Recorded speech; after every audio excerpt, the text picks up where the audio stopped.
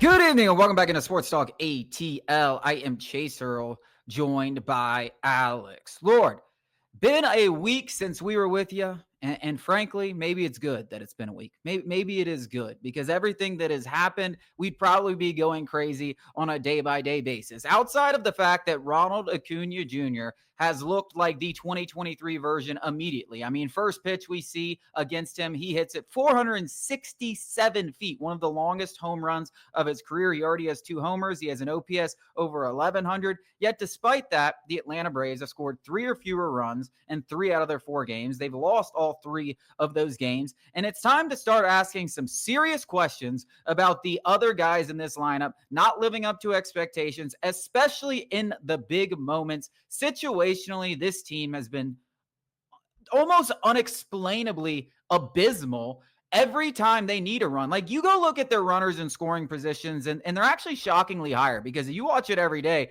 I'm like, dude, they got to be dead last. Like, they actually have to be dead last. They are so bad. And they're like 23rd in runs in those situations and 18th in OPS and 20th in batting average. So not good by any means, but not as bad as you would think. But I think if you go deeper and look at when those hits are happening, you would find a much different story and they would be closer to the bottom of the league. Because anytime this team needs a big hit, especially from one of their big hitters and Matt Olson or Austin Riley, like we saw last night, non-existent. That's the thing is, like, even when you think back to the moments of, there was a stretch of play there where we were playing 1-run games every single night, and there was like 3 or 4 extra innings games in 10, 12, 14 days or something crazy. And even in those moments, it felt like it was Drake Baldwin or Eli White and I don't even want to put Drake Baldwin in that conversation. He is in a different category now, but it was those guys that you were like,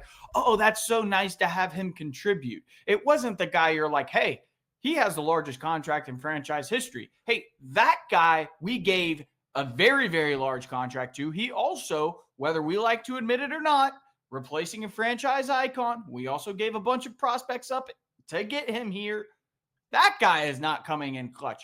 And you go and look at Austin Riley and Matt Olson's overall numbers, and they're not bad by any means, but they're certainly below their own standard. And if you take out their bad seasons last year, which were both abysmal, it's well below their career average. I mean, Austin Riley, coming into the 2024 season, we were talking about every single year seemingly like, okay, this is that moment where he is going to become an MVP. And he was banging on the door. Top 10 MVP voting every single year for 21, 22, 23, 2024, we all thought.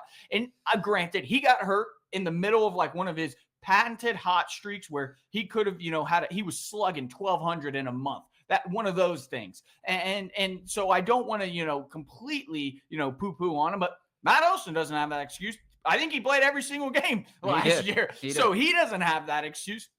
And this year, it's more of the same. And you go and look at those numbers you're talking about, runners in scoring positions, 2 outs, a 1-run game, all those clutch stats you're looking at. And those 2 guys in particular, and they're not supposed to be carrying the team by any means, but to a certain degree, you kind of are when you're getting paid all that money. And they have not just been bad in those situations. They have been abysmal. And Ozuna too. It's like our best guys are not, they're hollow stats, as weird as it is. It's like it's a solo shot when we're down 3, or it's a solo shot when we're up 3. It's those moments where you're like, that's not when we need you. Yeah, every time, literally I mean, there might be 3 moments where those guys have come through the entire season and over 9 innings, like in games that are like pivotal moments. All right, we need you to come through and get a hit for us. They've come through just a few times. I mean, outside of that, you're right. They're hollow stats. Even the times they have come through, it's like we're up 6. Yeah. We're down 5. Like in big moments where the game is on the line,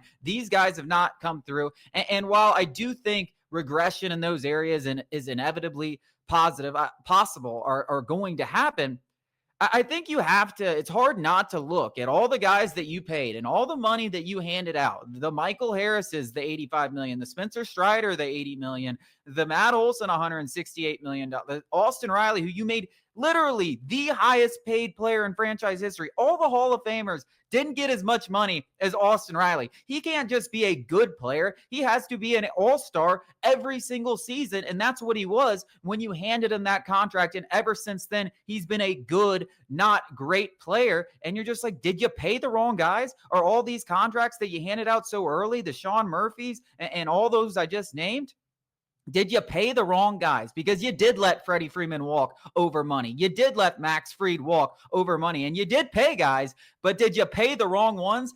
At this very moment, it's hard to say not. I know there's still a long time for these deals left in the future, but man, it has been a rough watch. And I know all the Braves fans are feeling the exact same way. Yeah, it's a third of the season, just a tick under. Tonight, Wednesday night will be officially about a third of the way through the Braves season. That's a big enough sample size to kind of take a look at it and go, we are what we are. And it even dates back further than that. It's about a year. In fact, you could argue it's even more than a year. The only caveat to that, where I'm still holding out hope, and I'm going to hold out hope pretty much until the fat lady sings, because that's just the kind of sports fan I am, is the only caveat to that is we are healthy now. And I know we're missing Ronaldo Lopez and Joe Jimenez, but I'm talking about the lineup. The lineup is healthy. There's nobody else coming back other than Profar. And even then, still, we're not going to have them for the playoffs. So this is pretty much the final form of the Atlanta Braves offense, minus a trade line addition or two and Profar. Ronald Acuña Jr. is going to have an effect on the rest of the lineup. And I think 4 games, while some Braves fans might be listening to themselves and, or thinking to themselves, well, we're 1-3. And he's got a 1,000+ OPS. He's already hit 2 home runs. Like, what is he going to do more than that that's going to make everyone else better? Well, baseball is not a small sample size sport. We're going to have to see it. Brian Snitker is going to have to, tweak the roster. I hate to say it because I've been the Sean Murphy defender for, and I will continue because I do believe he is a good player. I do believe he has value. I mean, he's got 8 home runs in like 30-something games. That doesn't just happen. But might be time to start giving Drake Baldwin. Like it's in that, we're in that position where I don't want to say it's dire, but guys, we lose tonight, 10.5 games out. We're 10.5 games out of the division. And yeah, that might be a pipe dream, but the wild card needs to we need to start thinking about the wild card, because eventually you're not going to have enough, runway to lift this, hopefully, postseason plane off the ground. Yeah, because even if you look at the wild card, and I don't even want to think about the division at this point, but there's 6-7 teams that you're competing with. So whichever one doesn't win the East. It's not just that you're, and then 4 teams in the West. It's not that you're competing with just the Phillies. Like, it's easy to chase down one team, but when you're chasing down, when you're 5 games back and 6 teams in front of you, you got to make up a lot of ground over a lot of teams. It's much more difficult to do. And you mentioned Drake Baldwin. I know I like to always go on the tantrum or the diatribe. Hey, Drake Baldwin left field, but at some point, you got to get guys in the lineup and find ways in the lineup, whether it's Drake Baldwin in left field or Marcell Ozuna waddling around there. Like, we're getting to the point where it's like, hey, maybe it's worth a shot, because what's going on right now is not working. But I do have one more question about this. We'll do it after the break, because I don't know what the hell is going on. This is a very popular question about the leadership in the clubhouse. We'll talk about it after the break.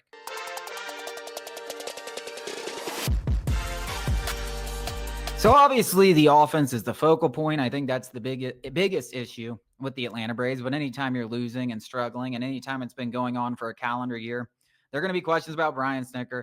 But more importantly, questions about the clubhouse leadership. And people love bringing these up after a 10-game losing streak, after a 10-game bad streak, 20-game bad streak, whatever it is. But now we're at a 162-game bad streak. How much weight do you put in just the overall clubhouse leadership, whether it be Brian Snitker not doing his job good enough as a manager, or really just not having guys like Freddie Freeman, Dansby Swanson in the clubhouse? I'm not going to put a ton of weight into it, because what does that really impact directly onto the field? People taking things more seriously. Like there's been a couple of base running blunders. There's been a couple of things. Most of the like small stuff they're doing well. Like we just suck. Like the guys with the bats who are getting paid the most money suck. And I promise they're trying hard. I promise they're showing up early to the ballpark and doing BP. I promise they're doing all of the little things. Nobody wants to turn it around more than the highest paid player in franchise history. The guy who grew up in Georgia, who is replacing Freddie Freeman. Like, I promise those are the guys who are not taking a day off. Like, I promise. So let me just ask this question. What exactly would a Freddie Freeman leadership or Dansby Swanson leadership directly impact in terms of wins and losses? I do think that this team is so bad situationally. And that's what I keep going back to. And we mentioned in the last segment about the high leverage situations, not getting base knocks, but oftentimes, they're not even getting guys in and they're giving you a bad at bat and they're swinging at bad pitches. And it does feel like it does feel like something's missing. Like, I understand what people are saying because we watched this happen over 162 games with guys that are ultra talented and have had success at the highest level. And I don't know where you put the blame. Like, I don't think it's Brian Snitker. And for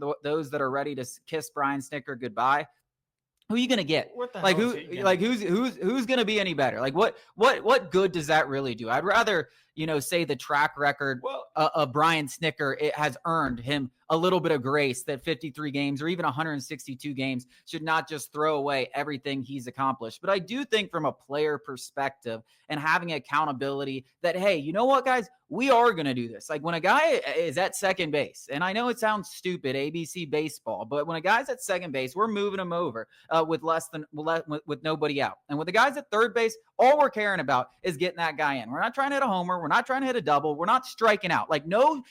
There should be hey, we are not striking out with runners in scoring position. And maybe they have all these things. Like, we don't get to see, but it does feel like it's so remarkable how piss poor they've been in these things. And there has to be an explanation. Well, here's what I would rebut to that. And I know that you are just searching. You're searching for something, and we're just placating to these because there is a lot of Braves fans who question the leadership and the void left by. Well, here's a question I'll have to ask you. This is basically the same exact team that set the world on fire in 2023. Damn near close to the same exact team. Where was the leadership then? We weren't questioning it then. Yeah, I agree. They only I agree with, and the difference is maybe Seitzer, but you had him in 24, and then you didn't have Darno this year, and you could go to left field, but that's always been a black hole. And you're really saying Orlando Arcia was that catalyst? No, the guys at Tomato Can, like the guys who were here for the greatest offense in MLB history, or one of them. Yeah, and I guess the people would rebut that in 2022 and 2023. We did have a lot of those same kind of, you think back to the Orlando RC and how the Braves responded to that. I know that was one aspect that we were pissed about on this show openly about how they just kind of tucked tail when Orlando RC, like, they should have been like, who cares? Yeah, he said it. Like, yeah, Bryce Harper made a stupid mistake and we're going to come out and win game 3 and 4 and send him packing. Like, you'd like to see him say that. And we have talked about, is there too much of a nice guy? And all I'm saying is, it does feel like something's missing. I don't know what that something is. And I will say that everyone wants to point to Jock Peterson. And Jock Peterson doing what he did was unbelievable. There's only one Jock Peterson. And it also might have been the worst thing to this fan base because every time it's like, we just need a Jock. Like, when Alex Verdugo's going, we found our Jock. We found our Jock. Like, oh, we found our Jock. I don't know how much Jock Peterson leadership really played in that turnaround. I do think it helped a lot, and I do think he brought an attitude, and I do think some guys, but did it really? Was that the reason you won the World Series? No, I don't think so. I think his biggest impact would be loosening up, and I think that could be more of an answer than people, getting in each other's asses about, nothing pissed me off more than on a sports field when I know I just effed up, when I know I am letting the team down. I am already beating myself up enough, and some jackwagon who, first of all, I know I'm probably better than with a lot of these guys, comes up to me and starts yelling at me. That's not going to help. And these guys in baseball, it's a lot different than football. It's a lot different than a lot of sports because there are so many games that if you start getting tight and you hate showing up to work, it's not going to result in a better product on the field. So I don't have the answer for you, but I guarantee you, fatty, eating chips and ding dongs and drinking beer, you also don't have the answers as well. We're all frustrated here, blaming the character and the like that the guys that are in the building, I promise, are trying hard enough. The notion, and that's not what you're saying, the notion that like Matt Olson doesn't care as much as Freddie Freeman, you got to be joking. Austin Riley doesn't care. You got to be joking. You don't, do you actually believe that? Like, go outside, get off your phone, go look into anything. Like, these guys care, maybe too much. I would argue they are pressing more than anything. And I think that's something that came up profusely during last season, the pressing. Like they're pressing. You heard Austin Riley, even that first week of the season, how disappointed he was about letting his team down. It's like, bro, we got 153 more games. Shake like, it off. Yeah, we're good, bud. Like, we know who you can be, Austin. Like, come up and show you the rest. So I definitely think, to me, I would lean towards the biggest problem with a lot of these guys is pressing. And now you could argue that's a huge problem because they're just not clutch. Sure. Like they're pressing too much and they're literally not clutch in these pressure situations. And what we talked about in the first segment? Clutch stats. And it seems like in those situations, they are undoubtedly pressing because they're way damn. The numbers should be significantly better with runners on base. Like the pitchers are pitching out of the stretch. They're pitching in something that they're not comfortable in.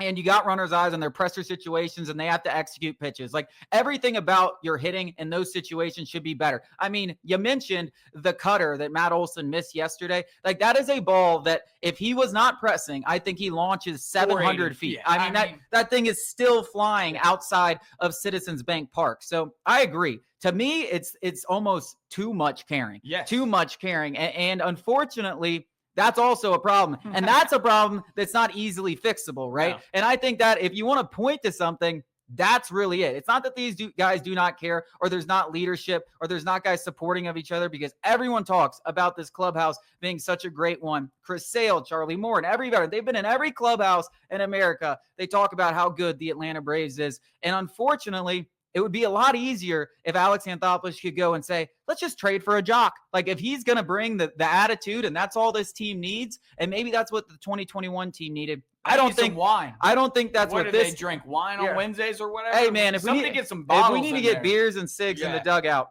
I'll do it. Turn this thing to 1950. I'll take one for the team. But I do feel like that's, to me, that would be the biggest issue. Yeah, and unfortunately, that's a lot harder to fix. It's pretty impossible to fix. You need a spark like Jock Peterson per se to kind of go, hey guys, we're playing a kids game. This is supposed to be fun. You're all making $25 million no matter what. Like you have a great life. And trust me, we're supportive of you. Even when you're 25 and 28, we're still going to talk about you. Don't worry about it. But I lean more towards that area than the leadership in the clubhouse or Brian Snicker is the issue.